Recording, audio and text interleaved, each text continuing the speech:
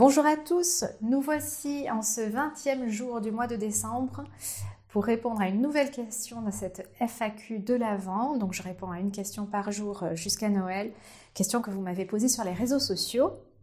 Et aujourd'hui je réponds à la question de Caroline qui me demande: est-il indispensable de faire des salons pro pour se faire connaître? Alors Caroline, ma réponse elle est simple, non, c'est pas indispensable. Il y a des tas de créateurs et de créatrices qui font sans. C'est une façon comme une autre de se faire connaître. Les salons professionnels sont, comme il l'indique, destinés aux professionnels, ce qui veut dire que si tu fais des salons professionnels, c'est que tu te destines à vendre à des revendeurs. Donc ça se réfléchit en amont dans ta stratégie de vente de tes créations. Si tu ne souhaites pas passer par des revendeurs, à ce moment-là, inutile de faire des salons professionnels. Si tu décides de passer par des revendeurs et si c'est un circuit de distribution que tu souhaites développer, c'est-à-dire que tu voudrais acquérir de plus en plus de revendeurs pour pouvoir distribuer tes bijoux chez eux, à ce moment-là, c'est une bonne façon, une bonne idée de te développer. Après, comme pour tous les marchés, il faut bien sélectionner le salon que tu souhaites faire. Et pour cela, tu peux te renseigner auprès d'autres créateurs ou créatrices qui ont déjà fait ces salons. Il y en a plusieurs, notamment en France, à Paris, qui se tiennent souvent à peu près à la même période, c'est-à-dire début janvier et début septembre. Et tu peux leur demander, voilà, qu'est-ce que ça t'a apporté? Est-ce qu'il faut les faire souvent ou est-ce qu'un seul ça suffit?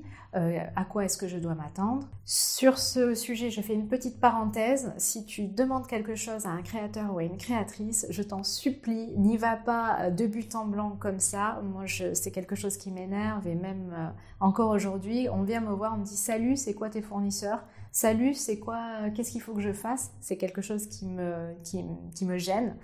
Essaye d'y aller de façon, dans une discussion, essaye d'apporter quelque chose et puis pense toujours au fait que si tu demandes à recevoir quelque chose, sois prête à donner en échange aussi, que ce ne soit pas à sens unique. Donc, petite parenthèse fermée, mais il est fort si tu contactes d'autres créateurs sur ces salons. Voilà, donc pour ma réponse, c'est que non, ce n'est pas obligatoire, bien évidemment. Il y a des tas de marques qui arrivent à vivre, des créateurs qui arrivent à se faire connaître autrement qu'en passant par des salons professionnels. Après, je conseille de faire des salons, qu'ils soient professionnels ou pas. C'est un bon exercice, on a beaucoup de choses à en apprendre. Personnellement, je me suis inscrite 2 fois sur des salons professionnels. Donc 6 mois en avance pour aller faire des salons à Paris.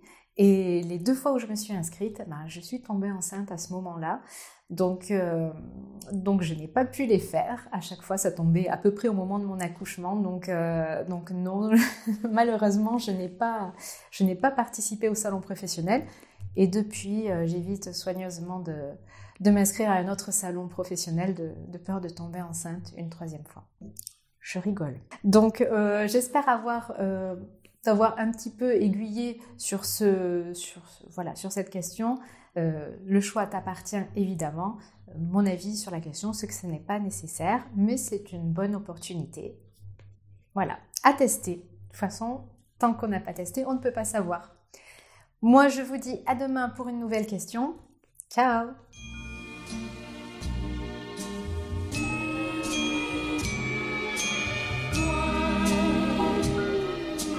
Christmas.